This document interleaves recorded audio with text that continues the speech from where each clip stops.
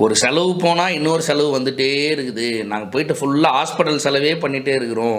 வீட்டில் பார்த்தீங்க அப்படின்னா இப்போ தான் எனக்கு உடம்பு சரியான மாதிரி இருந்துச்சு, மறுபடியும் என் குழந்தைக்கு வந்துடுச்சு. இல்லை வீட்டில் இருக்கிறவங்களுக்கு யாருக்காவது இந்த மாதிரி நோய்கள் மேலே நோய்கள் வந்துட்டே இருக்குது. அதுக்கு நம்ம வந்து என்ன பண்ணலாம்? நோய்கள், இந்த சகல ரோகங்களும் தீர்றதுக்காகவே காலாங்கிநாதர் வந்து அவருடைய பூசா விதியில் ஒரு பூசா விதி வந்து கொடுக்குறாரு.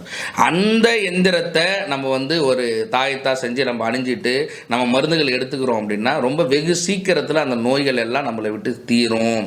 நம்ம ரொம்ப நாளாக நமக்கு தீர்வே இல்லாத ஒரு நோய் இருக்குது அப்படின்னா கூட அந்த நோய்க்கு நம்ம இந்த எந்திரத்தை நம்ம வந்து பயன்படுத்தலாம் அப்படின்றத வந்து காலாங்கிநாதர் வந்து அவருடைய பூசா விதியில் நமக்கு வந்து கொடுக்குறாரு.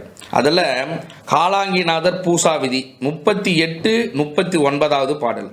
ஆமப்பா இன்னும் ஒரு கருவை கேளு, ஆதி என்ற எட்டெழுத்தில் அருமை தன்னை தாமப்பா தன்னிலே தான் மணக்கண் வைத்து தயவாக மூன்றெழுத்தை தியானம் பண்ணி ஓமப்பா பிணியாளர் வந்து நின்றால், அதாவது நோய் இருக்கிறவங்க யாராவது வந்து நின்றாங்கன்னா உத்தமனே பூரித்து உண்மையாக நாமப்பா விபூதியை நீ கடாட்சித்தக்கால் நாடி என்ற பிணிகள் எல்லாம் நசிந்து போகுமடா பொல்லாத நோய்கள் எல்லாம் புத்தியுடன் பூரணமாய் இருந்து கொண்டால் ஆகுமடா நவகிரகம் சித்தியாகும் ஆதி என்ற மூலமதில் வாசி கூட்டி வாகுமடா புருவமதில் மலர்கண் சாத்தி வரிசையுடன் ஓம் கிளியும் சவ்வென்றே ஓது ஏகுமடா பில்லி முதல் விடங்கள் எல்லாம் ஏகாந்த நடுவணையில் இருந்து பாரு.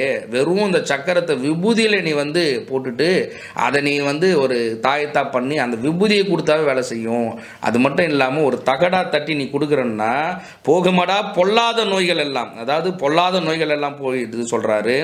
நாடி நின்ற பிணிகள் எல்லாம் நம்ம விட்டு நசிந்து போயிடுது அப்படின்னு வந்து சொல்றாரு. நம்மளை நாடி இருக்கக்கூடிய எல்லா பிணிகளுமே நம்மளை விட்டு நசிந்து போயிடுது அப்படின்னு வந்து சொல்றாரு.